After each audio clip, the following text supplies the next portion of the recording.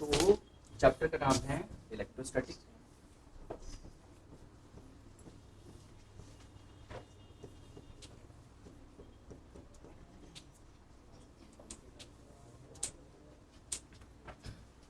और पढ़ना है इसमें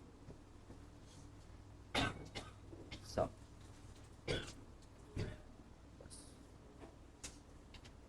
अगर आपको जोड़ना आता है तो आप इलेक्ट्रोस्टैटिक जानते हो, सही। अगर आपको क्वांटिटीज को ऐड करना आता है तो आप इलेक्ट्रोस्टैटिक जानते हो। लेकिन जब आप ये देखो, ब्रॉडली सोचो ना, मैंने कहा ब्रॉडली, क्योंकि जब हम एज ए टीचर बात करते हैं तो एक टॉपिक से जुड़ा हुआ नहीं, हमेशा मान के चलो कि जो कॉन्सेप्ट है फिजिक्स में वो हर जगह लगता है। ऐसा नहीं होता कि वहाँ का कॉन्सेप्ट उधर नहीं लगेगा। केमिस्ट्री में ऐसा कंफ्यूज करता है, ये वाला कॉन्सेप्ट वहाँ नहीं लगेगा, वहाँ पे इस कंडीशन के साथ लगता है, यहाँ पे इस कंडीशन, ऐसा नहीं।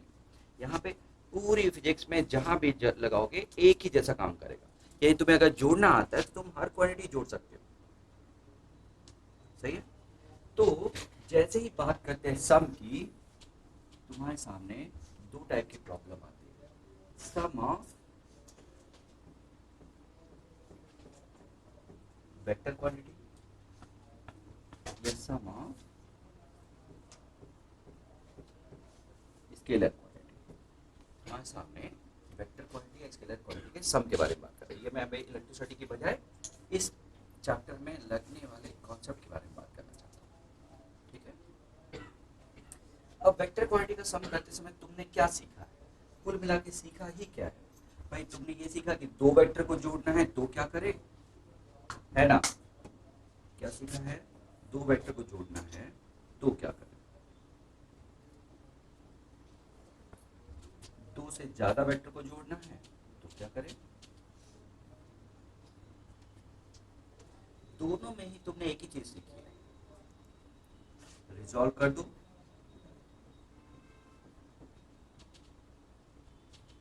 और x अलग निकाल लो, y अलग निकाल लो, और फिर उसके बाद पाइथागोरस लगा दो मैग्नीट्यूड जानने के लिए, और y बाय एक्स कर दो डायरेक्शन जानने के लिए। हमने तो यही किया है ना, इसके अलावा तो कुछ किया नहीं।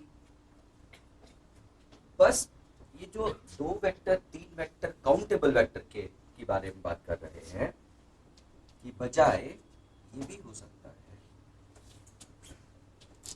कि बहुत सारे वेक्टर हो, इनफाइनाइट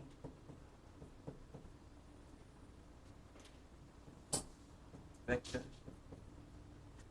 इनफाइनाइट वेक्टर्स हो, दो तीन चार केवल ना हो, इनफाइनाइट वेक्टर्स हो। तो फिर वाली बात आती है कि वेक्टर सम कैसे करें। तो भाई इनफाइनाइट वेक्टर अगर सब के सब एक ही तरफ हो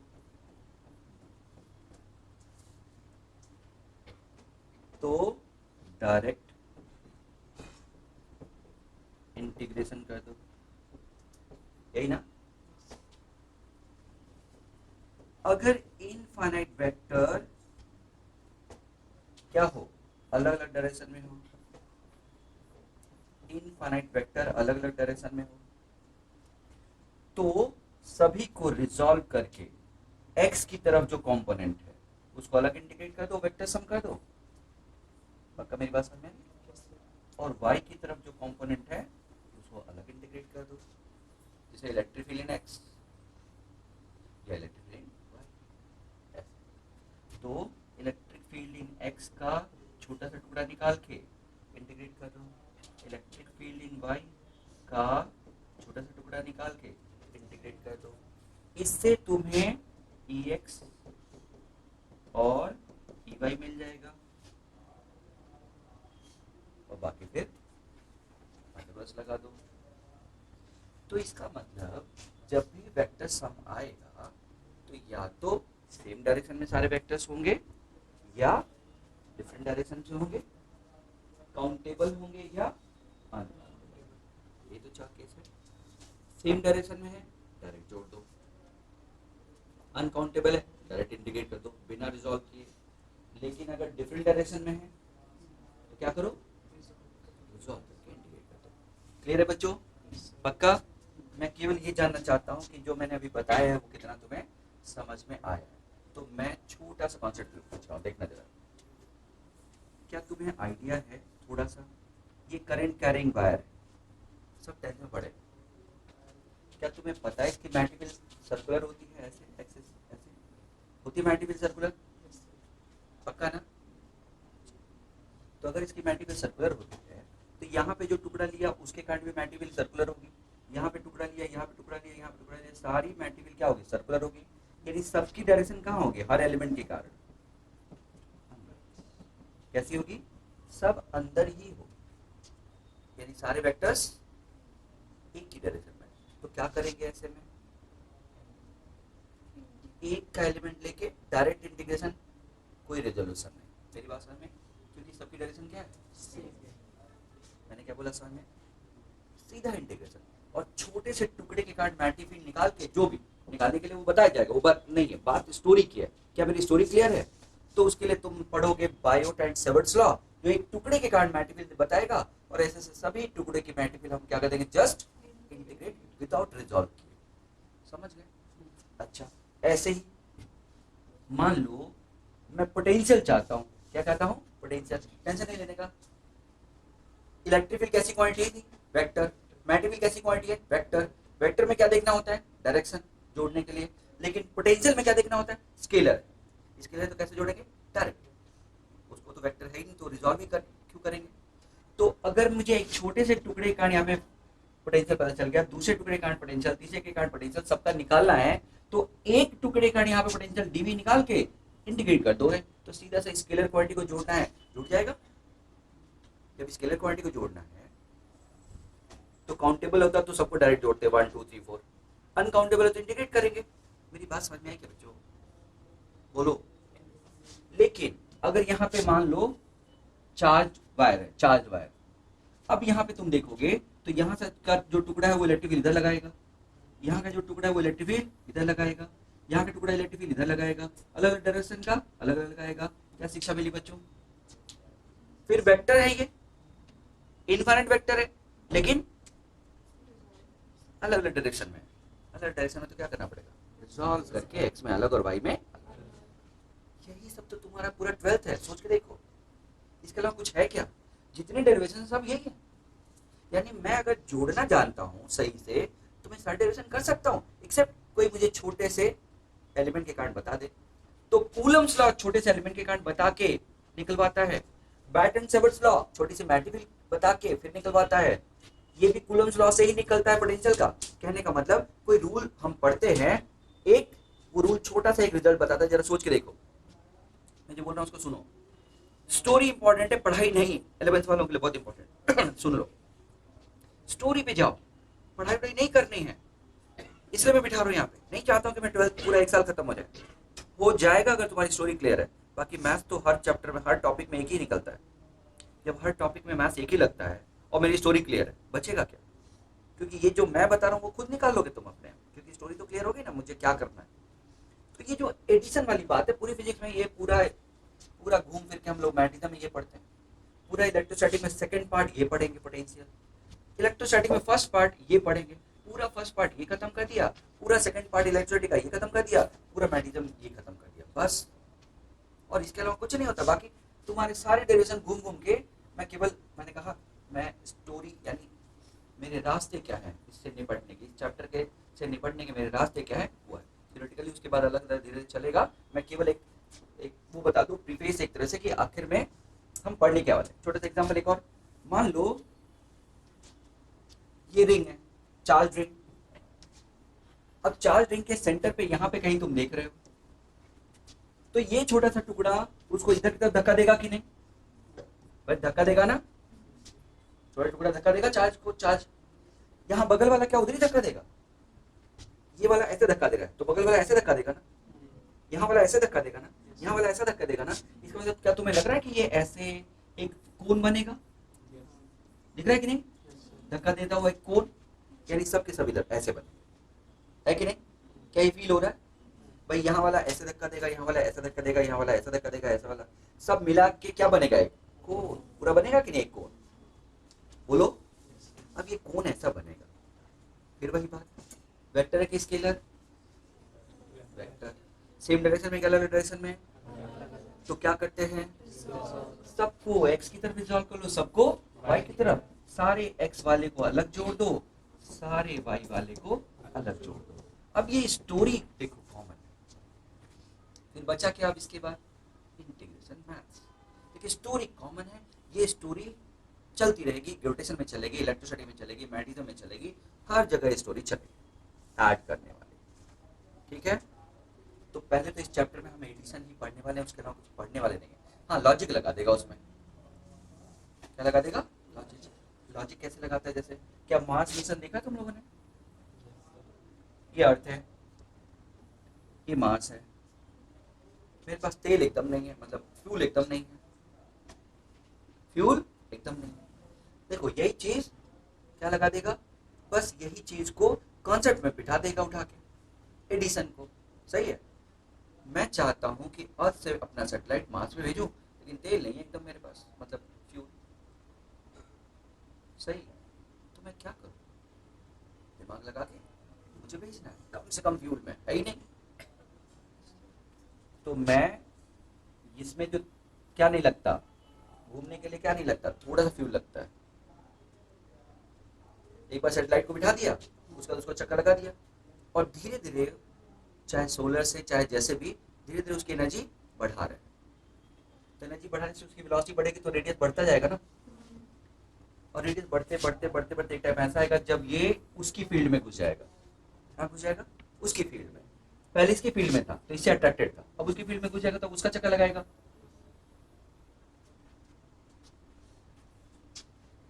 ठीक, अब कैलकुलेशन क्या आती है कि भाई कहां तक मैं भेज दूं,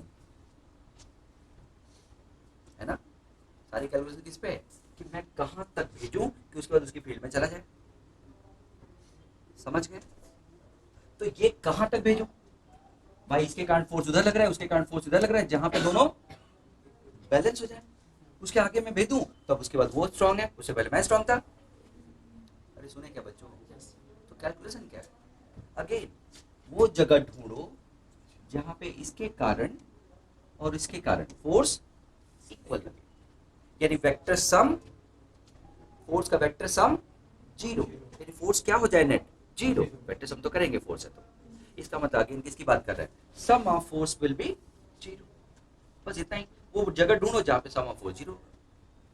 भाई तो क्या किया उसने, एक कॉन्सेप्ट को वेक्टर सम के साथ जोड़ दिया। और करता क्या है, एसएचएम में भी यही होता है, सब जगह फोर्स को ही तो निपटाना है।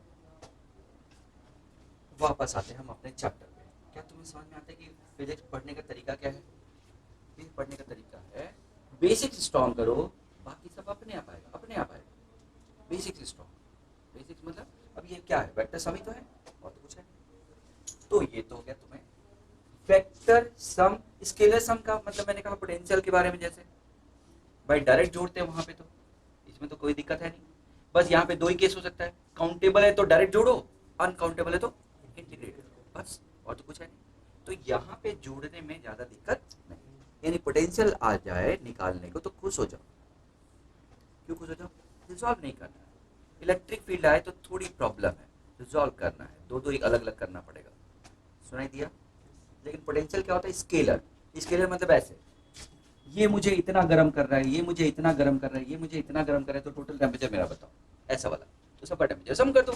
क्या रिजॉल्व करके सम करोगे कि वो उधर गर्म कर रहा है, ये इधर गर्म कर रहा है, तो सबको रिजॉल्व नहीं ना, स्केलर है तो डायरेक्ट ऐड कर दो। मेरी बात समझ में, इस टाइप के। तो इस चैप्टर में पहले तो ब्रॉडली ये पढ़ना है हमें, वेक्टर एडिशन या स्केलर एडिशन। मैक्सिमम क्वेश्चन इससे हो जाएंगे, मैक्सिमम। और एक छोटी चीज पढ़नी है आगे जाके पोटेंशियल वाले में, क्योंकि एनर्जी है ना, तो पोटेंशियल एनर्जी को क्या होता है, कौन बताएगा, व्हाट इज पोटेंशियल एनर्जी। जो आगे इसकी रिक्वायरमेंट मैं केवल उसकी उसकी बात कर लेता हूँ, फिर हम चैप्टर शुरू करते हैं। पोटेंशियल एनर्जी किसको कहते हैं बच्चों, what is potential energy, value of potential energy. हाँ जो मेरा सेंटेंस है बार बार, मैंने क्या सेंटेंस बताया, work done by external force, तो याद नहीं क्या तुम लोग? Work done by external force against, ये तो पोटेंशियल एनर्जी है। और ये तो मैं निकलवा चुका हूँ वर्क पर एनर्जी में, निकलवा चुका हूँ ना, वही है। पोटेंशियल एनर्जी की डेफिनेशन बताओ। Work done by external force against conservative. Kinetic energy बताओ।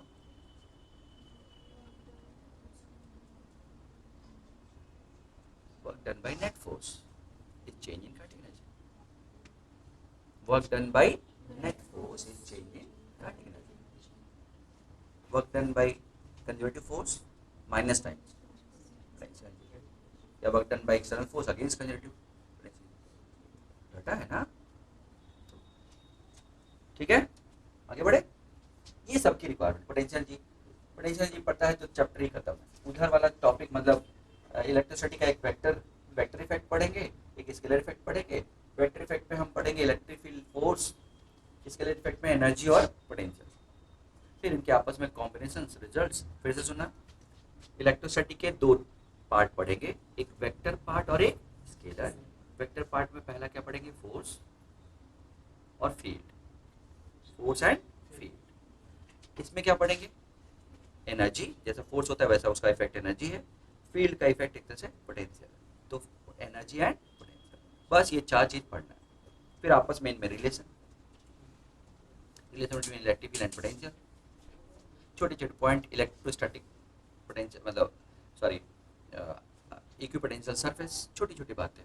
सही है, कंडक्टर के अंदर इलेक्ट्रिक फील्ड एंड पोटेंशियल ऐसा, तो छोटा छोटा और उसका एप्लीकेशन ब्रॉडली यही पढ़ना है।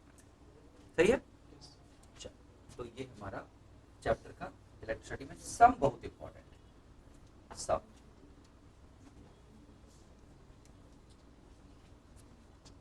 लेकिन उससे पहले थोड़ा सा बात होती है, व्हाट इज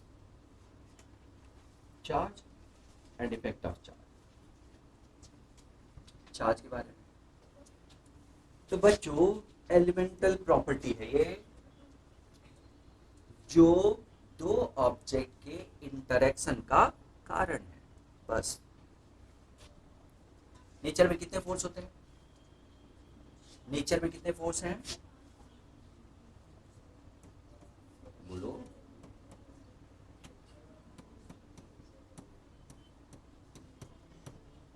अरे भाई पहला चैप्टर पढ़ा होगा 11th में, नेचर में कितने फोर्स, हाँ याद आया, अच्छा कौन कौन सा, हाँ gravitation, electromagnetic, weak nuclear, strong. याद आया, ये दोनों न्यूक्लियस के अंदर है, न्यूक्लियस के अंदर। और न्यूक्लियस मतलब 10⁻⁻15 मीटर के रेंज में लगते हैं।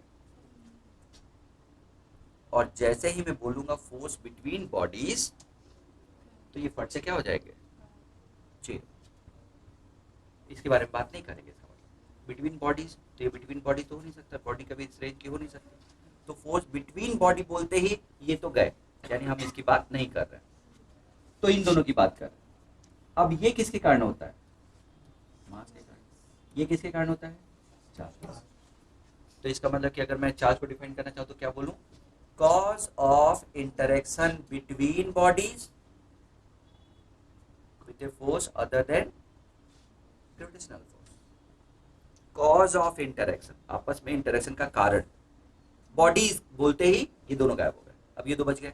लेकिन अगर मैं ग्रेविटेशन के अलावा बोलूं तो कौन सा बच जाएगा, इलेक्ट्रिसिटी। तो electricity cause of interaction between bodies with a force other than gravitational force. Gravitational force को छोड़ दे तो जिस जो फोर्स है उसका कारण है कौन, चार्ज। समझ गए बच्चों, डेफिनेशन 11-12 के लिए ठीक है, हमें नहीं चाहिए उतना, लेकिन चार्ज क्या होता है क्लियर हो गया। Charge is a cause of interaction between bodies, दिमाग में ये रखो। हाँ, with force other than gravitational force, gravitation भी तो कॉज हो सकता है ना, ठीक है। चार्ज क्या होता है clear, cause of interaction between, cause of interaction between attractive force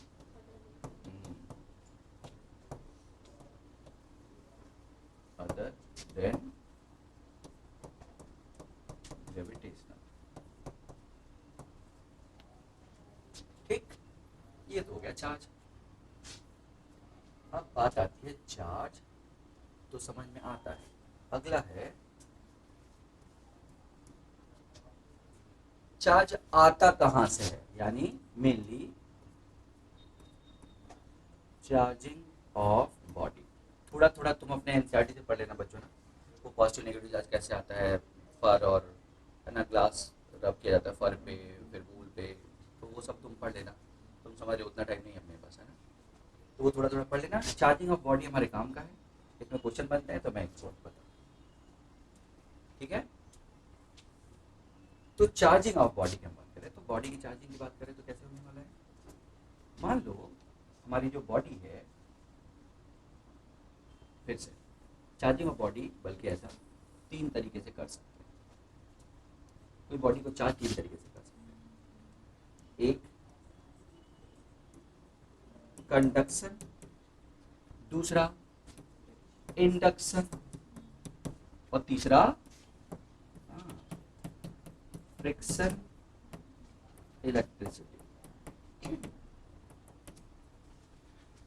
ये 3 तरीके से हम चार्ज कर सकते हैं बॉडी को, ठीक। कंडक्शन का मतलब होता है बच्चों कांटेक्ट। कंडक्शन का मतलब क्या होता है, कांटेक्ट। जब दो बॉडी को आपस में कांटेक्ट मिलाते हैं तो जिस तरीके तो जो चार्जिंग होती है उसको कंडक्शन कहते हैं। इंडक्शन का मतलब विदाउट कांटेक्ट, दूर से इंडक्शन, सही ना। जहां भी इंडक्शन का मतलब है, इंडक्शन कहीं भी है, इंडक्शन का मतलब होता है दूर से बिना टच किए, तो इंडक्शन विदाउट कांटेक्ट। ये केवल यहीं पे नहीं है, इंडक्शन मतलब कहीं पे भी, सही ना। तो इंडक्शन मतलब डायरेक्ट, मतलब without contact, interaction but without contact, interaction without contact, सुना दिया इंडक्शन का मीनिंग। और फ्रिक्शन इलेक्ट्रिसिटी मतलब रबिंग। तो पहले उसको खत्म करते हैं रबिंग को, फिर इन दोनों पे आते हैं एक एक करके। तो आराम से यहाँ पे कॉन्सेप्ट बनेगा हमारा, चार्ज के बारे में थोड़ा कॉन्सेप्ट बनेगा कि आखिर में चार्जिंग होती कैसे है और उसका असर क्या कैसे, मतलब काफी कुछ यहाँ पे दिमाग में आएगा। तो रबिंग को देखो, तो हम यहाँ पे फ्रिक्शन इलेक्ट्रिसिटी की बात कर लें।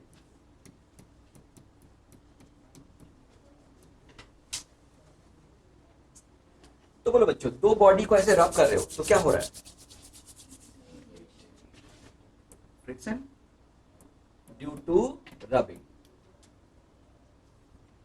हम क्या कर रहे हैं, वर्क क्या कर रहे हैं, is converting to heat, work is converting to due to,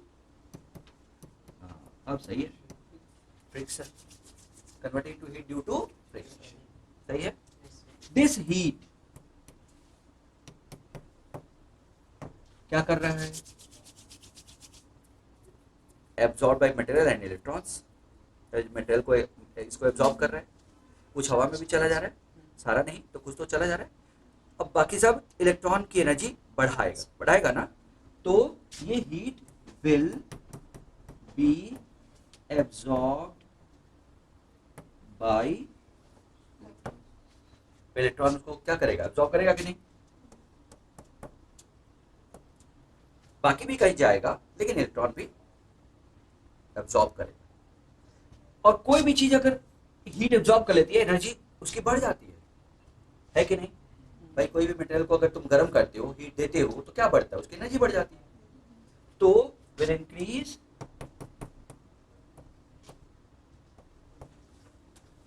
energy of electron, electron की एनर्जी बढ़ा देगा। कौन सी energy, kinetic energy.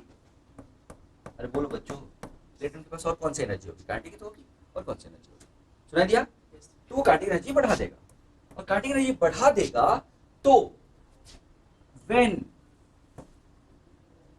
Kinetic energy of electron will be greater than work function, क्या होता है वर्क फंक्शन बच्चों, पढ़ा होगा तुम लोगों ने, रिक्वायर्ड टू, हाँ हाँ, इलेक्ट्रॉन को एक सरफेस से बाहर निकलने के लिए, जो भी मेटल है उसके सरफेस से बाहर निकलने के लिए चाहिए। तो when kinetic energy will be greater than work function, electron will move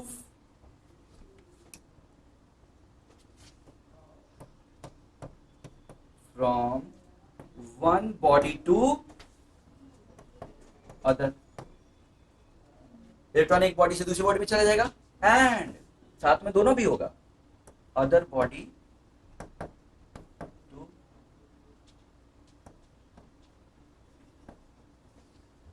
to first one, है कि नहीं भाई? पहले से दूसरे में जाएगा, दूसरे से पहले में भी आएगा, लेकिन ये आने का तरीका कुछ अलग होगा। कैसे? ये वर्क फंक्शन है पहले का, वर्क फंक्शन 1, ये वर्क फंक्शन है किसका? दूसरे का।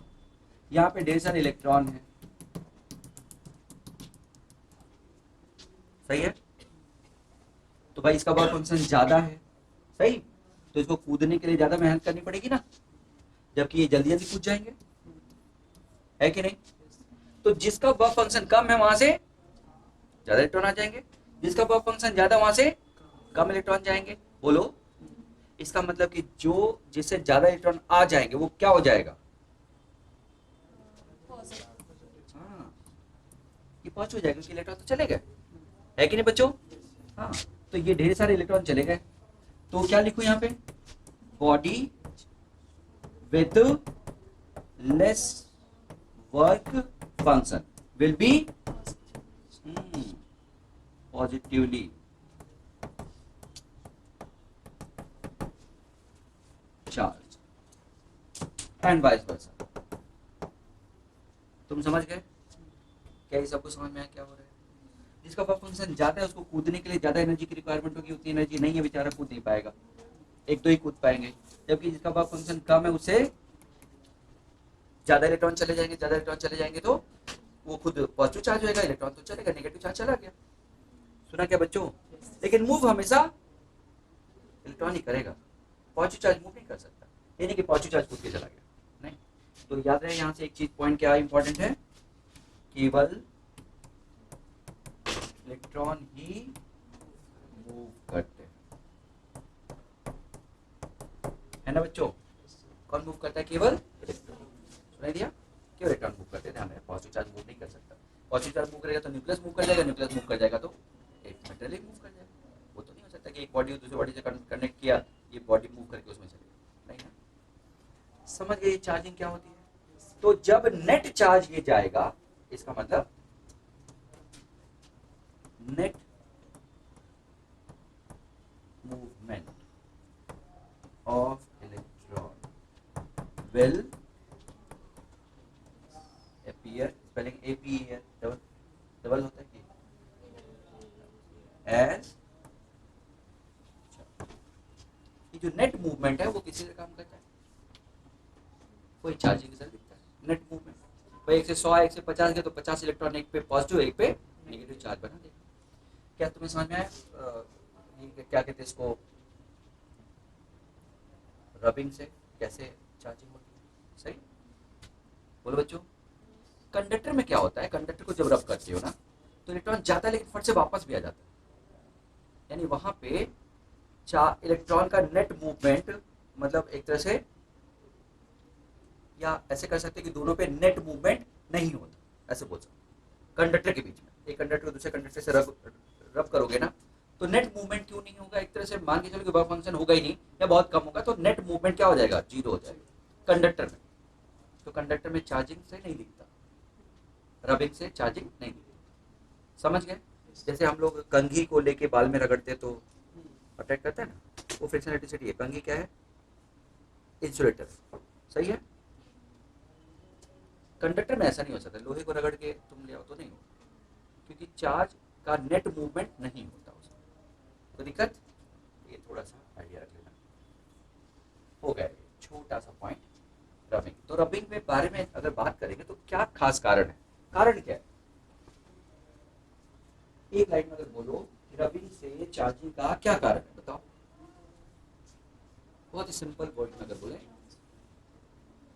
इलेक्ट्रॉन की एनर्जी का बढ़ जाना, इलेक्ट्रॉन की एनर्जी का बढ़ जाना और वर्क फंक्शन से ज्यादा हो जाना। यानी एक लाइन में अगर बहुत छोटे से वर्ड में बोला जाए तो इलेक्ट्रॉन एनर्जी पाता है रबिंग से और उसकी एनर्जी वर्क फंक्शन से ज्यादा हो जाती है, तो क्या होता है?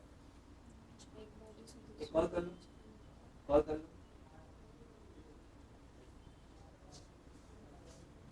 सही, तो समझ में आ गया सबको? बोलो, मास किसका कम होगा? अगर ये समझ में आ रहा है तो एक छोटा सा बता दो, छोटा सा एग्जाम्पल। मान लो ये ए है और ये क्या है? बी। दिमाग लगाओ, दिमाग लगाओ और लॉजिक से दिमाग लगाओ, जैसा दिखता है वैसा नहीं, लॉजिक से जो भी सिखाया है। और work function of B is less than work function of A. चलो बताओ, मास किसका घटेगा? बी का घटेगा। देख रहे हो तुम लोग? चेक करके बोलो, मास घटेगा कि नहीं घटेगा? पहले ये बताओ। इलेक्ट्रॉन मूव करेगा तो घटेगा, इलेक्ट्रॉन मूव करेगा तो मास घटेगा। लेकिन इलेक्ट्रॉन ही मूव करता है, और कौन मूव करता है? इलेक्ट्रॉन। तो जिसका वर्क फंक्शन कम होगा उससे ज्यादा इलेक्ट्रॉन जाएंगे। अरे बोलो, यहाँ से इलेक्ट्रॉन क्या हो जाएंगे? ज्यादा इलेक्ट्रॉन जाएंगे, जबकि यहाँ से कम इलेक्ट्रॉन आएंगे।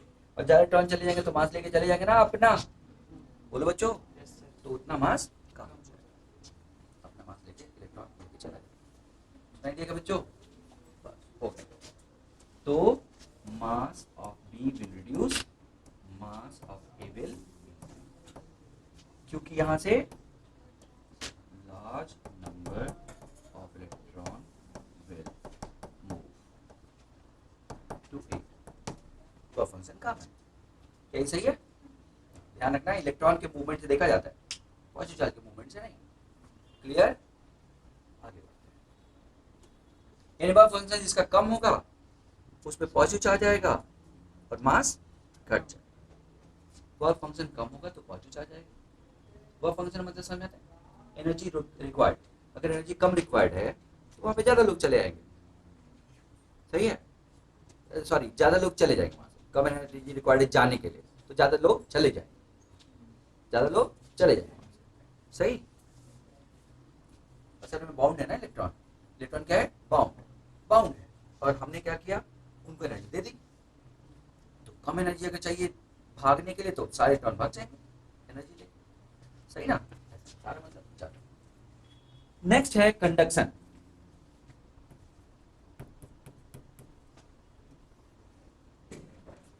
अब कंडक्शन में एकदम कंडक्शन मतलब वैसे ही है जैसे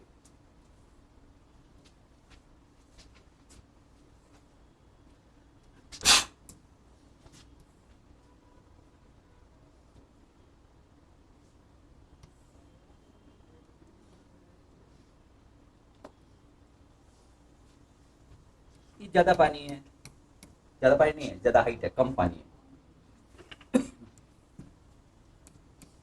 ये कम हाइट है लेकिन ज्यादा पानी है। बोलो, चार्ज कहां से कहां जाएगा? यहां से यहाँ। यानी चार्ज को मतलब पानी को यहां से यहां जाने के लिए रिक्वायरमेंट क्या है? चार्ज की, ज्यादा चार्ज कम चार्ज की, या ज्यादा हाइट कम हाइट की? हाइट देखा जाता है, चार्ज मतलब अमाउंट ऑफ वाटर नहीं देखा जाएगा। मेरी बात समझ में आई? ये ध्यान रखना। इवन इवन थोड़ा और ठीक कर दो इसको जिसे समझ में आए। ये लो, तो पानी यहाँ तक है, तो पानी का अमाउंट यहाँ ज्यादा है लेकिन हाइट यहाँ ज्यादा है, तो चार्ज ऐसे पानी ऐसे फ्लो करेगा कि नहीं? तो फ्लो होने के लिए किसकी जरूरत है? Height difference will be responsible for flow of liquid। सुने क्या बच्चों? एग्जैक्टली ऐसे ही जब एक बॉडी को दूसरी बॉडी के साथ कनेक्ट करते हो वायर से, कनेक्ट कंडक्टिंग वायर से, ये बॉडी ए है, ये बॉडी बी है, इस पे चार्ज QA है, इस पे चार्ज QB है, तो charge will flow due to charge will flow due to potential difference, potential difference, potential difference यानी पोटेंशियल डिफरेंस एग्जैक्टली वैसे ही काम करता है जैसा कि हाइट। समझ गए? तो याद रहे चार्ज वैसे ही काम करता है जैसा अमाउंट ऑफ वाटर या लिक्विड। सुनाई दिया? और पोटेंशियल, पोटेंशियल V से डिनोट करते हैं, वैसे ही काम करता है जैसा कि हाइट। या ऐसे कर सकते हो जैसे कि हीट, और वैसे करता है जैसे कि टेम्परेचर। तो जो काम हीट में, हीट मतलब उस चैप्टर में हीट करता है वही काम यहाँ पे चार्ज करता है, यहाँ पे वही काम अमाउंट ऑफ वाटर करता है। जो काम वहां पे टेम्परेचर करता है वही काम यहाँ पे हाइट करता है, वही काम यहाँ पे पोटेंशियल करता है। याद रहेगा? नहीं, potential is just like a height और टेम्परेचर। कोई दिक्कत? ये थोड़ा फील करने में सुविधा होगा कि हम फील कर पाएंगे इस चैप्टर को। नहीं तो चार्ज को फील हम नहीं कर सकते, क्योंकि हम हमारे ऊपर चार्ज होता तो हम चार्ज को फील कर पाते। तो चार्ज नहीं, हम न्यूट्रल है, इसलिए हम फील नहीं कर सकते। लेकिन हीट को हम फील करते हैं, छू के महसूस करते हैं, और उसको फील करते हैं पानी को देख के। सबसे अच्छी फीलिंग कौन सी है? अलग अलग लेवल पे है। गर्म कमरे में है तो हीट ज़्यादा हम फील कर पाएंगे, है ना? पानी में डूब रहे हैं तो पानी को फील कर पाएंगे, नहीं डूब रहे तो कोई दिक्कत नहीं, समुद्र तो पड़ा हुआ है पानी। समझ गए? तो वैसे रिक्वायर जैसा दिमाग चले। तो वैसे एक चीज़ तो पक्का है कि प्राइमरीली किससे कैसे फील करते हैं हम लोग? देख के आसानी से फील करते हैं, यही ना? देख के आसानी से फील करते हैं, पक्का ना? इसका मतलब ये चैप्टर न देख पा रहे हैं न फील कर पा रहे हैं, तो इसका मतलब है थोड़ी सी दिक्कत होगी, नहीं? क्योंकि हम चार्ज नहीं। ठीक है, देखो जो मैकेनिक्स अच्छा पढ़ता है, अच्छा मतलब जबरदस्त, उसमें इस चैप्टर में उसको थोड़ा मिसिंग लगता है। उसको लगता है सर फील नहीं आ रहा, क्योंकि हम फील कैसे करें, चार्ज थोड़ी। तो इसलिए मैं ये कनेक्ट कर दे रहा हूँ, तुम अपने तरीके से सोच सकते कर लेना, क्योंकि मैकेनिक्स दिखती है अगर आती है तो। सही है, वो दिखती है। मेरे पढ़ाए हुए बच्चे जनरली यही शिकायत करते कि सर फर्स्ट ईयर बड़ा मजा आया, ट्वेल्थ में उतना मजा नहीं है, क्योंकि उनको ट्वेल्थ की चीज़ें फील करनी है। और ना मैग्नेटिज्म फील होगा, ना ये फील होगा, ना एसी फील होगी, ना ऑप्टिक्स फील होगा। चारों चैप्टर एकदम सूखे वाले। सही है? नहीं, पढ़ने के लिए आसान है, वो दिक्कत नहीं है, लेकिन फील नहीं है। जैसा कि फोर्स फील करते हैं, एनर्जी वर्क पर एनर्जी फील करते हैं, रोटेशन वैसे ही। फिलहाल क्या ये सही है? क्या ये सब दिमाग में रहेगा? तो इसका मतलब कि एक बॉडी से दूसरी बॉडी तक जाने के लिए, चार्ज के मूवमेंट के लिए क्या रिक्वायरमेंट है? Potential difference. और मूव कौन करता है? इलेक्ट्रॉन। चार्ज तो मूव करता है, लेकिन चार्ज में कौन? इलेक्ट्रॉन। पॉजिटिव चार्ज मूव नहीं करता। और electron positive charge high potential से लो पोटेंशियल चलता है, पॉजिटिव चार्ज। तो इलेक्ट्रॉन कहां से कहां चलेगा? लो से हाई। अरे कुछ समझ में आया? तो एक तो ये समझ में आ गया तुम्हें। तो इस कंडीशन में इन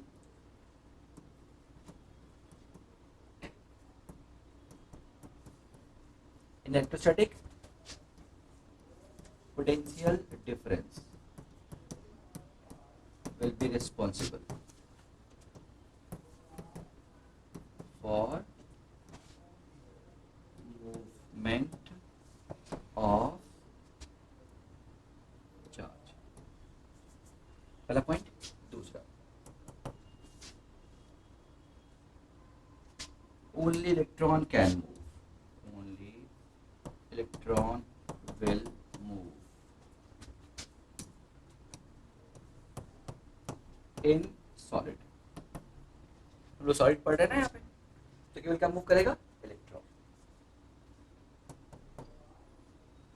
तो पोटेंशियल डिफरेंस रिस्पॉन्सिबल है फॉर मूवमेंट ऑफ चार्ज, और केवल इलेक्ट्रॉन मूव करता है। जो भी काम करना है उसके हिसाब से करना है।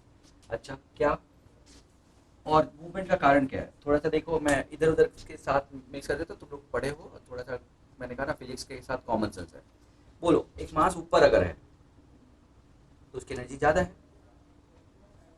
यानी हाइट ज्यादा तो एनर्जी ज्यादा, और अगर मास नीचे है तो एनर्जी कम है। तभी तो यहाँ से छोड़ने पे यहाँ पे भाग क्या आता है, यानी चार्ज हमेशा, मास हमेशा, कोई भी सिस्टम हमेशा अपनी एनर्जी कम करना चाहता है। तो अगर मैंने ऊपर रखा है और वो अपने आप नीचे आ रहा है छोड़ने पे, तो वो अपनी एनर्जी कम कर रहा है। सुनाई दिया? तो पोटेंशियल भी एक तरह से एनर्जी को रिप्रेजेंट करता है। किसको रिप्रेजेंट करता है? तो अगर हाई पोटेंशियल पे कोई पॉजिटिव चार्ज, तो हाई ज्यादा एनर्जी के साथ है, हाई पोटेंशियल पे तो ज्यादा एनर्जी के साथ है, और लो पोटेंशियल पे तो लो एनर्जी के साथ, कम एनर्जी। तो अगर छोड़ दोगे तो कहां से कहां जाएगा? कौन? पॉजिटिव। लेकिन अगर यही नेगेटिव चार्ज हो तो क्या होगा? माइनस क्यू ही हो जाएगा, एनर्जी जो हो जाएगी नेगेटिव में आ जाएगी। इलेक्ट्रॉन की एनर्जी क्या हो जाएगी? नेगेटिव। तो जहां पे ज्यादा पोटेंशियल वहां पे ज्यादा नेगेटिव, और कहां पे जहां पे कम पोटेंशियल वहां पे, अब कहां से कहां जाएगा? ज्यादा नेगेटिव से कम नेगेटिव जाएगा कि क्या करेगा बताओ? बोलो बोलो आराम से। उसकी एनर्जी कहां ज्यादा है? कम है। ऊपर, फिर से आराम से। पॉजिटिव चार्ज में यहाँ पे एनर्जी ज्यादा है। सुनो एकदम कॉमन से, कठिन नहीं, बहुत सिंपल सी चीज है ना। पॉजिटिव चार्ज हाई पोटेंशियल पे यानी हाई हाइट पे है, पॉजिटिव चार्ज छोड़ दोगे तो लो हाइट पे भाग आएगा एनर्जी घटाने के लिए, सही है। लेकिन नेगेटिव चार्ज हाई हाइट का मतलब ज्यादा नेगेटिव, ज्यादा नेगेटिव मतलब कम एनर्जी, और यहां पे आएगा तो ज्यादा एनर्जी हो जाएगी। तो क्या ये चलेगा यहां से ज्यादा? तो कहां से कहां चलेगा? लो से। सुनाई दिया? क्योंकि हर आदमी, मतलब हर सिस्टम क्या चाहता है? एनर्जी को कम करना। क्या चाहता है? सुनाई दिया? तो पॉजिटिव चार्ज कहां से कहां चलता है? हाई से लो। नेगेटिव कहां से चलता है? क्योंकि वो हमेशा अपनी एनर्जी घटाना चाहता है। याद रहेगा? तो यहां पे positive charge will move from high potential to low potential. और पोटेंशियल कुछ नहीं, पोटेंशियल यूनिट चार्ज की एनर्जी है। पोटेंशियल क्या है? यूनिट चार्ज की एनर्जी। यानी एक तरह से सीधा सा ऐसे बोलो, एक बक्से में कितना पैसा? मेरे पास 10 बक्से है, ऐसा। तो यूनिट बक्से की एनर्जी इज पोटेंशियल, और 10 बक्से हैं, दैट इज माय एनर्जी। पता नहीं क्या बोलते रहते हैं। सुनाई दिया? मेरी बात समझ में आ गई? मेरे पास 1-1 लाख के 10 बक्से हैं, इनके पास 2-2 लाख के 10 बक्से हैं। समझ गए? तो मेरा पोटेंशियल 1 लाख है, इनका पोटेंशियल 2 लाख है। मेरा कहने का मतलब पर बक्सा that is energy, per unit charge energy. चलो हम लोग कुछ जल्दी जल्दी चार्ज चल रहे हैं, बाद में आएगी, लेकिन फिर भी पोटेंशियल जब भी आए तो तुम्हारे दिमाग में होना चाहिए कि, फिर से एक लाइन कल शायद ऐसा बताया था, 7 कमरे में 28 पंखे, 7 कमरे में 28, तो 5 कमरे में 20 कैसे आए? 7 कमरे में 28, तो पहले एक कमरे का निकाला 4, एक कमरे का 4, तो 5 कमरे का 20। तो ये बीच में एक काम किया ना एक कमरे का, वही एक कमरा है कौन? पोटेंशियल, यूनिटरी मेथड लगाने के बाद। तो ऐसा है, क्यू चार्ज की एनर्जी है यू, क्यू चार्ज की एनर्जी है यू, तो यूनिट चार्ज की कितनी हो गई? क्यू बाई, अरे you by Q, that is potential. तो पोटेंशियल यूनिटरी मेथड जो रास्ते में पड़ता है उसको डायरेक्ट बताने का तरीका है। याद रहेगा? तो पोटेंशियल फील कर लोगे? सही ना? हाइट क्या है पता है? mgh। हाइट क्या है? Per unit weight energy is height. देख लो, एनर्जी क्या होती है बच्चों? mgh होती है पोटेंशियल एनर्जी। अगर मैं पर यूनिट वेट कहूं एनर्जी कितनी है, दैट इज हाइट। यही पोटेंशियल है क्या? यही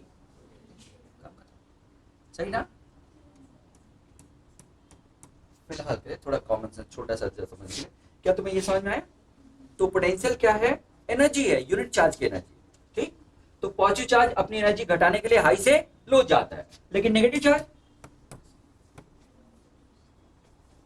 नेगेटिव होने का, जहां पे पॉजिटिव का ज्यादा था एनर्जी, वहां पे नेगेटिव का नेगेटिव में ज्यादा होगा, और नेगेटिव में ज्यादा होने का मतलब क्या? कम होगा। पक्का? तो negative charge will move from, बोलो, हाँ, लो पोटेंशियल टू उल्टा हाई टेंशन। ये छोटी छोटी बातें चार्ज के बारे में हो गई, जिसको हम दोबारा पढ़ेंगे पोटेंशियल में, वो अलग बात। लेकिन एक बार बात होगी ना पोटेंशियल के बारे में, थोड़ा आइडिया हो गया। अब हम इलेक्ट्रोस्टैटिक में चार्जिंग की जब बात करते हैं, उसमें कंडक्शन की बात करते हैं, तो ये रिक्वायरमेंट थोड़ी है।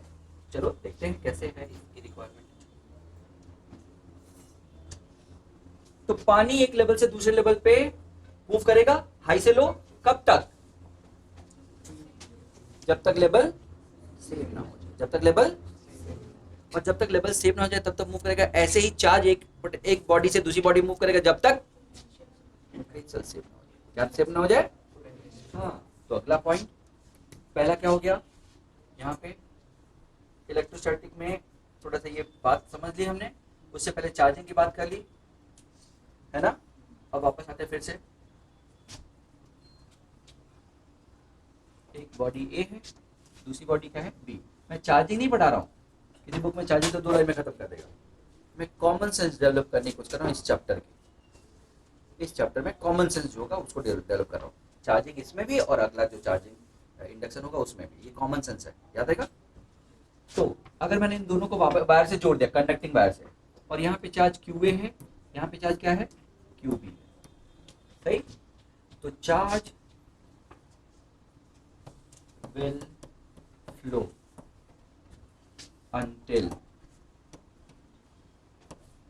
क्या? potential becomes same या इक्वल। चार्ज तब तक फ्लो करेगा जब तक पोटेंशियल क्या होना हो जाए? सेम। अब ये पोटेंशियल सेम होने का मतलब क्या है? ध्यान से, दूसरा पॉइंट, पोटेंशियल सेम होने का मतलब क्या है? Potential of A must be equal to potential of B. क्या? Finally, finally, at last, A का पोटेंशियल बी का पोटेंशियल क्या हो जाएगा? बराबर। तीसरा, लेकिन ये बराबर होने के लिए अभी के लिए याद कर लो कि Q बाई R, यही पोटेंशियल होता है, अभी के लिए याद कर लो, will be QB by finally. यानी चार्ज बदल के ये हो जाएगा QA QB, कैपिटल QB से QA QB हो जाएगा। सुनाई दिया? या QA डैश कर दो, क्या अच्छा रहेगा? ये सही रहेगा? या QA डैश कर दो फाइनल पोटेंशियल?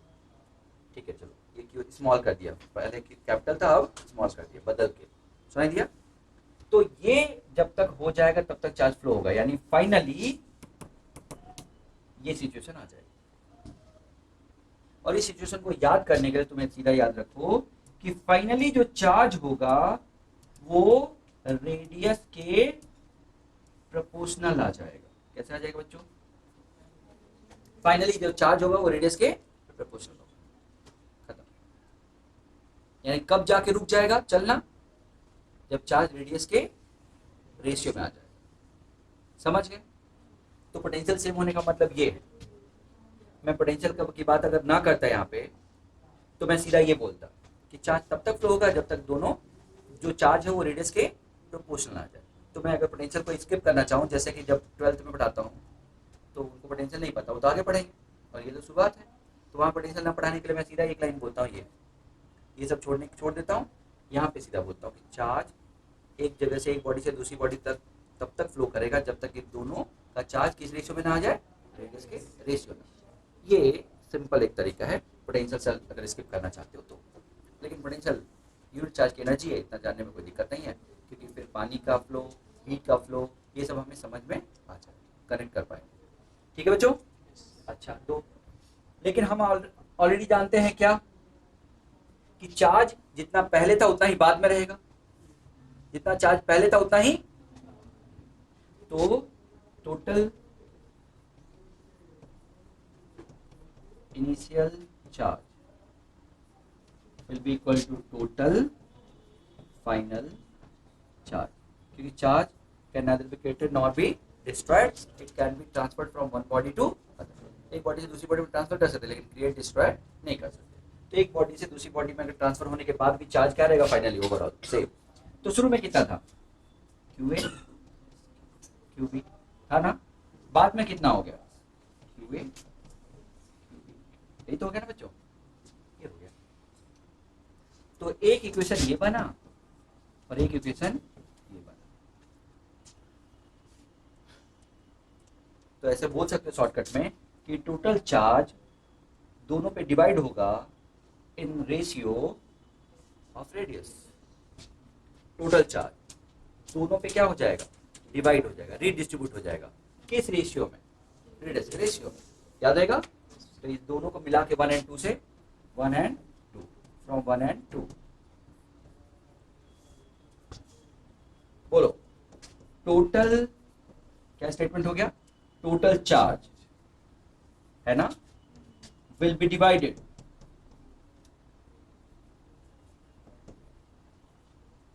क्या ऑन द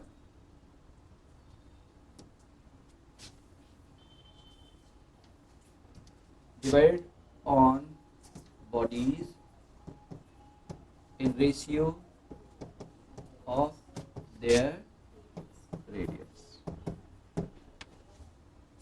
समझ गए, रेडियस के रेशियो में डिवाइड हो जाएगा, खत्म। अब आगे से ये हो गया तुम्हारा काम, ठीक। तो कितना चार्ज हो जाएगा एक पे, कितना चार्ज डिवाइड हो रहा है Q A plus Q B, किस रेशियो में बच्चों, R A and R B. एक को दे दो आर ए, दूसरे को दे दो आर बी। क्या ये आता है, नहीं पता तो यहाँ से उठा के क्यू बी की वैल्यू उठा के रख दो, उसमें आ जाएगा। लेकिन ये तो तुम्हें पहले से पता होना चाहिए। फिर से एक बार बता देता हूँ, 100 रुपए को 2:3 में बांटो। तो 100 के पहले 5 टुकड़े कर लूं, 100 को 2:3 में बांटना है, तो 100 के कितने टुकड़े कर लूं, 5 कर लूं, ये एक टुकड़ा हो गया। ऐसे ऐसे 2 टुकड़े एक को दे दो, 3 टुकड़े एक को दे दो, बांटना आसान हो जाएगा। ये देखो टोटल चार्ज को इतने टुकड़े कर लो, एक टुकड़ा हो जाएगा। एक को दे दो आर ए, दूसरे को दे दो आर बी। याद रहेगा आगे से, कुछ भी ऐसा रहेगा, इंपॉर्टेंट है ये। 100 को 1:2:3 में बांटो, तो कितने टुकड़े कर लो तो सही रहेगा, 6। तो 100 के 6 टुकड़े करो, हो गया एक टुकड़ा। एक को दे दो एक, दूसरे को दे दो 2, तीसरे को दे दो। तो ये रेशियो बहुत इंपॉर्टेंट है, तो ये क्यू ए हो गया, क्यू बी हो जाएगा। बताओ कितने को बांटना है, Q A plus Q B को। जिस रेशियो में बांटना उसे डिवाइड कर दो, जिससे कि एक टुकड़ा मिले, और फिर आर बी से मल्टीप्लाई कर दो तो उसका पार्ट आ जाएगा। क्या ये सबको समझ में? तो पहला पॉइंट, कंडक्शन में आपस में क्या रहता है, कांटेक्ट बहुत जरूरी है।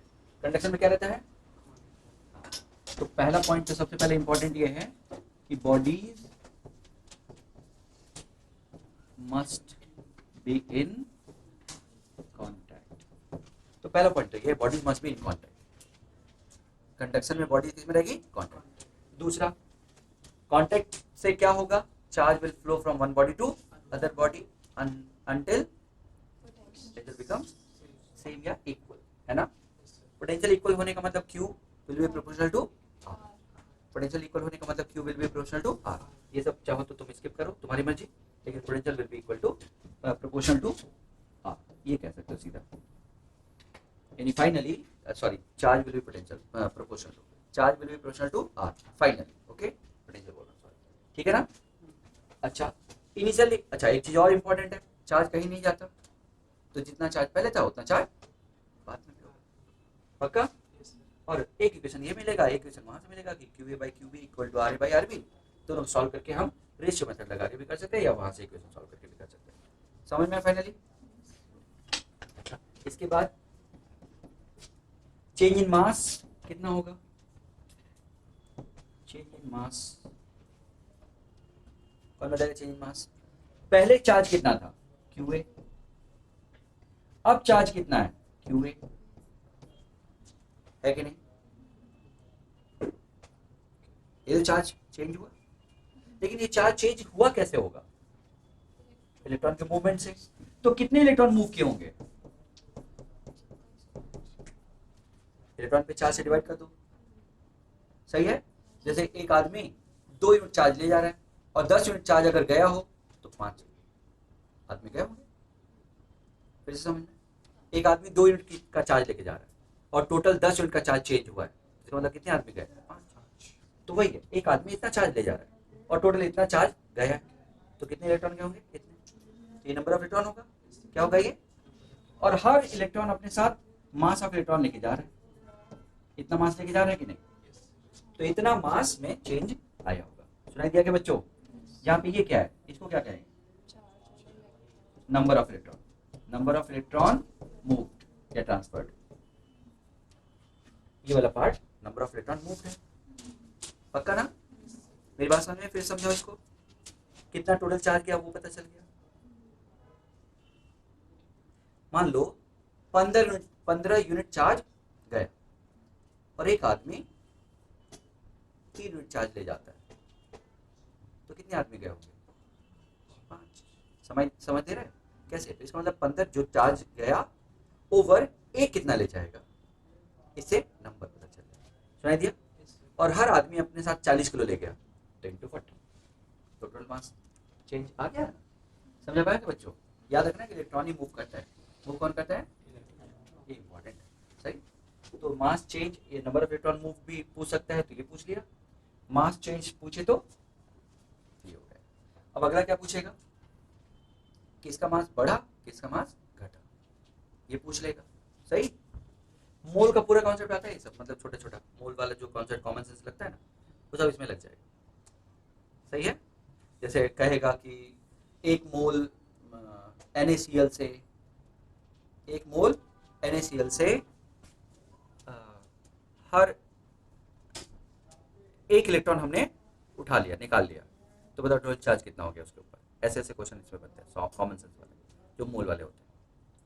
या H2SO4 में हर हाइड्रोजन से एक इलेक्ट्रॉन निकाल दिया और हर सल्फर से 2 इलेक्ट्रॉन निकाल दिया, ऐसा करके बोलेगा, तो बताओ एक मोल से कितने इलेक्ट्रॉन निकाल दिए या कितना चार्ज निकाल दिया। समझ गए छोटे छोटे पॉइंट?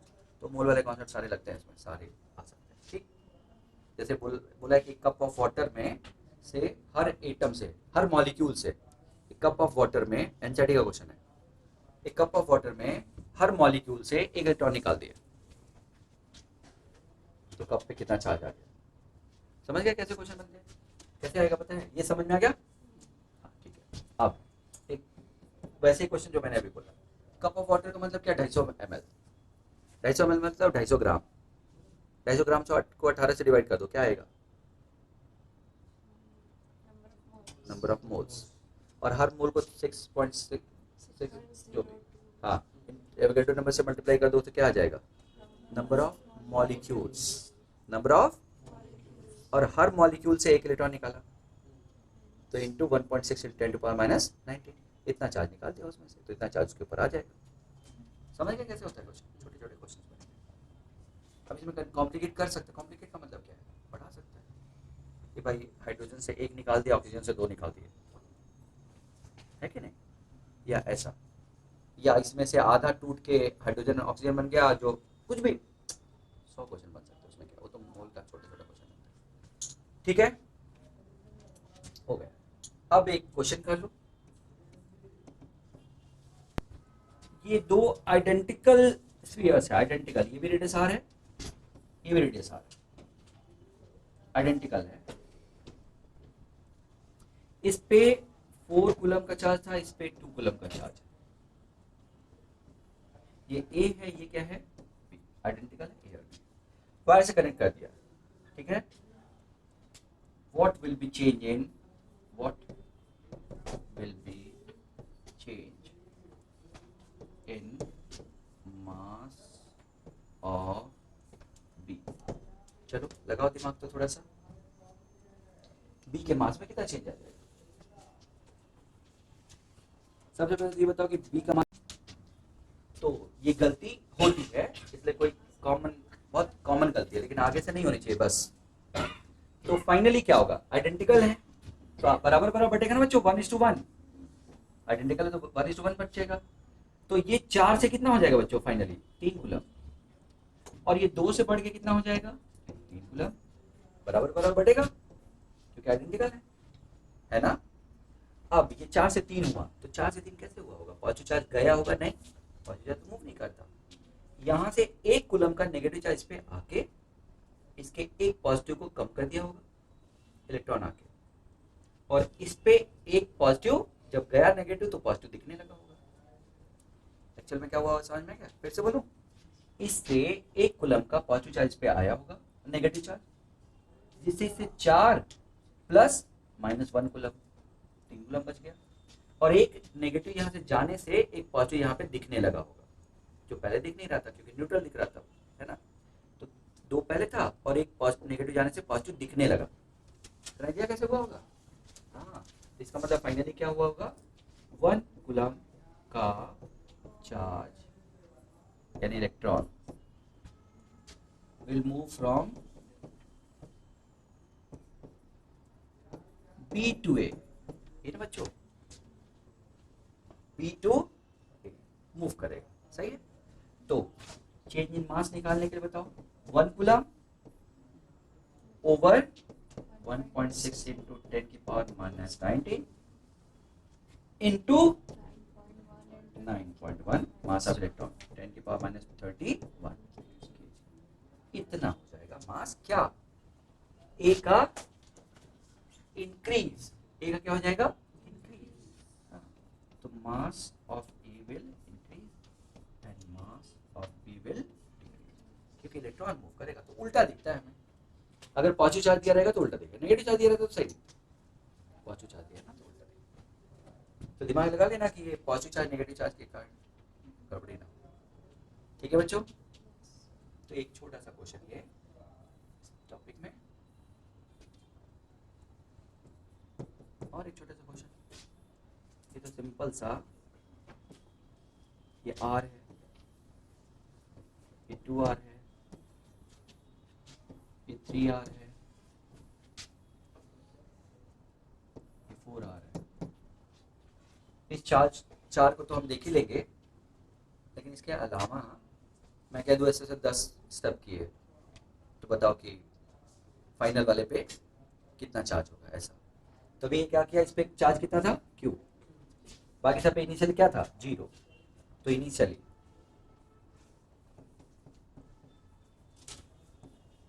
इस पे Q था, Q था, Q था, Q था, इस पे क्या था? 0 0 0। सही? क्वेश्चन 1। और भी क्वेश्चन आगे बढ़ा सकते हैं, अभी इनिशियली क्वेश्चन 1 कर देते हैं। सही है? अब हमने क्या किया, ए को बी से, बी को सी से, ऐसे ए को बी से कनेक्ट किया फिर अलग कर लिया, फिर ए को सी से कनेक्ट किया फिर अलग कर लिया, ए को डी से कनेक्ट किया अलग कर लिया, ऐसा करते गए। क्या किया समझ में? क्या क्वेश्चन है? इनिशियली ये था, फिर क्या किया, ए इज कनेक्टेड विथ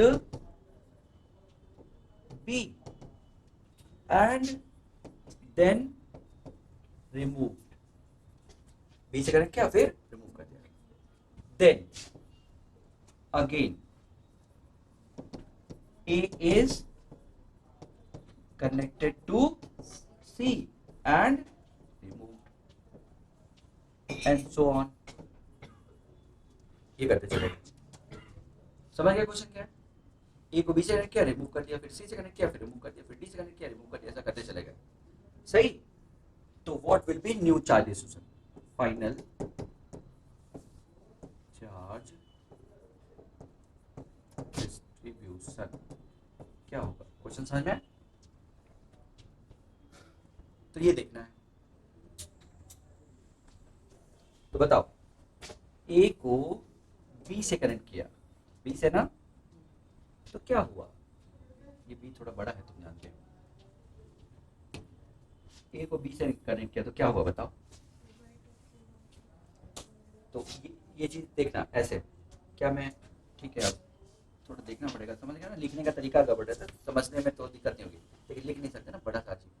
चलो बताओ, तो यहाँ पे जब किया तो कनेक्ट किया इसको इससे, इस पे कितना आ गया? Q होल टोटल चार्ज कितना था? Q था ना, वो कितने टुकड़े में बांट दूं? 3 है कि नहीं? इसको दे दूं 1 और उसको दे दूं 2। अरे है ना बच्चों? तो क्यूब बाई 3 इंटू 2। क्या ये सबको समझ में? 1:2 के रेशियो में होगा तो क्यूब के 3 टुकड़े कर दे, एक इसको दे दे, दो उसको दे दे। पक्का ना बच्चों? अब बताओ, इसको इससे कनेक्ट किया ना तो कितने में बांटू? 1:2। हाँ, तो ये तो 4।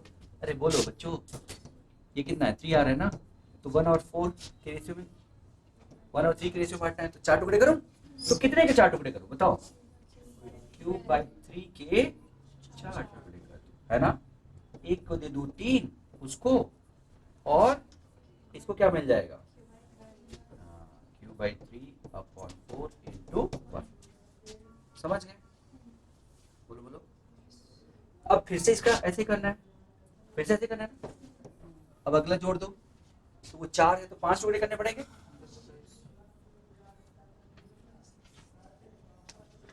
तो बताओ, ये उसको दे दिया तो कितना चला गया? क्यूब बाई ये 12 हो गया ना, क्यूब बाई 12 के कितने टुकड़े कर दूं? 5, उसको दे दूं 4, और इसके पास बच गया cube by 12 into upon 5 into and so on, है कि नहीं? एक सीक्वेंस बन जाएगा। क्या ये सीक्वेंस समझ में आ रहा है? देखते हैं, बताओ। आफ्टर फर्स्ट ये सीक्वेंस बनाते हैं ना 10 के लिए, अभी ये समझ में आ गया? 4 के लिए, 10 के लिए अगर बनाए तो पहली बार क्या था बच्चों? क्यूब अपॉन 1 प्लस 2 इंटू 1 था ना। अगली बार क्या था? अपॉन 1 प्लस 3 इंटू 1 था ना। इसी का 4 टुकड़े किया, इसको 1 दे दिया। पक्का ना? बोलो बोलो। उससे अगली बार क्या था? इसका बोलो 1 प्लस 4 इंटू 1। पक्का? टफ हो गया? आ रहा है समझ में? पहली बार क्या था? 3 टुकड़े किए, एक इसको दे दिया। फिर जो है उसके 4 टुकड़े किए, इसको एक इसको दे दिया। फिर जो है उसके 5 टुकड़े किए, एक इसको दे दिया। अरे बोलो, कब तक करेंगे ये? हाँ, तो ये क्या है? दूसरी बार टच कराया तो ये कब है? मतलब पहली बार टच कराया, पहली बार। ये मतलब दूसरे से टच कराया, ये दूसरे से टच कराया। ये किसे टच कराया? तीसरे से। ये किसे टच कराया? चौथे से। अरे कुछ समझ में आया? चौथे से। हम कितनी बार कह रहे हैं? 10 बार। पक्का? तो कैसे होगा? ऐसा चलता चला जाएगा ना 10 बार। तो क्या होगा? फिर से सुनना, फिर से सुनना। ये दूसरे टच कराया तो यहाँ पे 2 आया, तीसरे टच कराया तो यहाँ पे 3 आया। तब हो गया क्या? चौथे से टच कराया तो 4 आया, 10वें से टच कराएंगे कितना आएगा बच्चों? 1 प्लस 10 इंटू 1। अरे बोलो, हो गया। क्या ये सबको समझ में आया? अभी सबको आपस में मल्टीप्लाई करना है। Q after 10th contact. ये तो मैं तरीका बता रहा हूँ, कोई पर्टिकुलर क्वेश्चन थोड़ी है। मैथड देखो, रेशियो है, काम खत्म। तो बताना पहला क्या हो गया? Q upon 3 into 1/4 into 1/5। कितना आसान है। 11। हाँ, है ना बच्चों?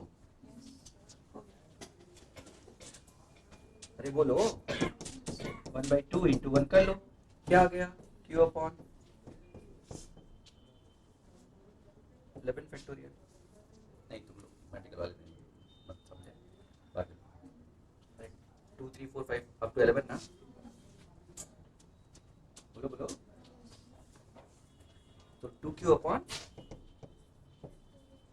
11 फैक्टोरियल कहते हैं ना, 10 11 इंटू 10 इंटू 9 इंटू, वो 2 और 1 नहीं था तो मल्टीप्लाई कर लिया मैंने और डिवाइड कर लिया ऊपर नीचे। समझ गए ना? छोटा सा कुछ, लेकिन ये खतरनाक हो जाएगा अगर रेशियो कुछ और कर देंगे। लेकिन ये पक्का है कि करना क्या है। टफ हो गया क्या? सुनाई दिया? आसान है, वो कोई दिक्कत नहीं। लेकिन अगर रेशियो अलग होगा तो क्या होगा? ऊपर बदलेगा बस, और कुछ नहीं। कुछ नहीं, जैसे मान लो पहला रेशियो 2r होता, फिर 3r होता, फिर 4r 5r ऐसा होता। तो पहले वाले में 2 होता, तो हर बार ये नीचे तो 2 प्लस 3 2 प्लस 4 2 प्लस 5 वही आएगा, लेकिन ऊपर 2 2 2 हर बार आता रहेगा। तो क्या फर्क पड़ता है? 10 बार करेंगे टच तो 2 की पावर 10 आ जाएगी ऊपर हर बार। यही 1 था ना, 1 इंटू 1 इंटू 1 की जगह 2 इंटू 2 इंटू 2। टफ तो नहीं है ना? कल हो गया ऐसा क्वेश्चन आएगा तो छोटा क्वेश्चन। मान लो गए फाइनल, इसका इसका मास कितना चेंज हुआ, तो इनिशियल चार्ज पता था, फाइनल चार्ज पता है, इनिशियल में से फाइनल को माइनस कर दोगे तो कितना चार्ज ट्रांसफर हुआ पता चल जाएगा। अपॉन ई कर दोगे तो number of electron, into M कर दोगे तो मास ट्रांसफर हो जाएगा। ये सब घूम फिर के क्या हुआ तुमको,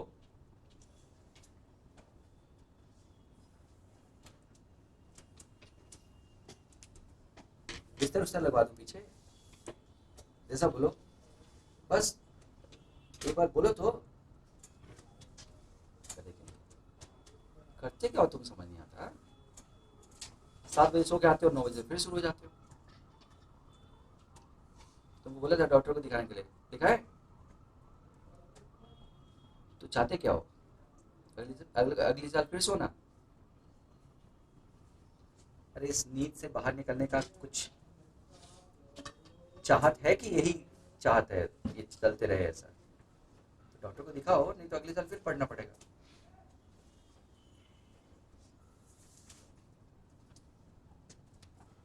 कितने बजे सोए थे रात को,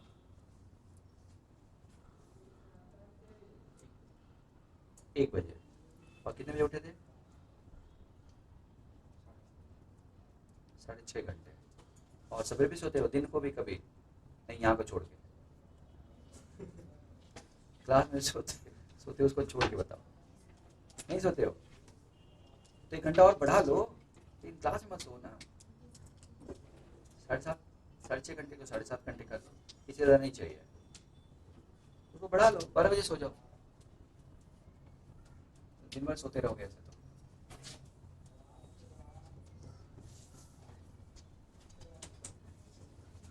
तो ये हो गया तुम्हारा सिंपल, है ना।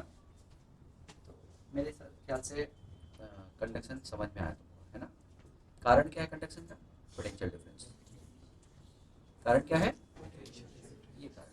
पोटेंशियल डिफरेंस को समझने के लिए ज्यादा अच्छा वर्ड क्या है, Q by R, Q by R, ठीक है ना। क्यू बाई आर जो है रिस्पॉन्सिबल है क्या करने के लिए, चार्ज क्यू, बाकी तो के क्यू बाई आर होता है पोटेंशियल, एक्चुअली के क्यू बाई आर, तो तुम क्यू बाई आर रखो, बाकी पोटेंशियल जब पढ़ेंगे तो समझ में आएगा। ठीक, चलो ये हो गया। अ, अच्छा लगा नहीं क्या आज बेल, सभी उधर पढ़ा रहे हैं, ठीक है आज के लेते हैं।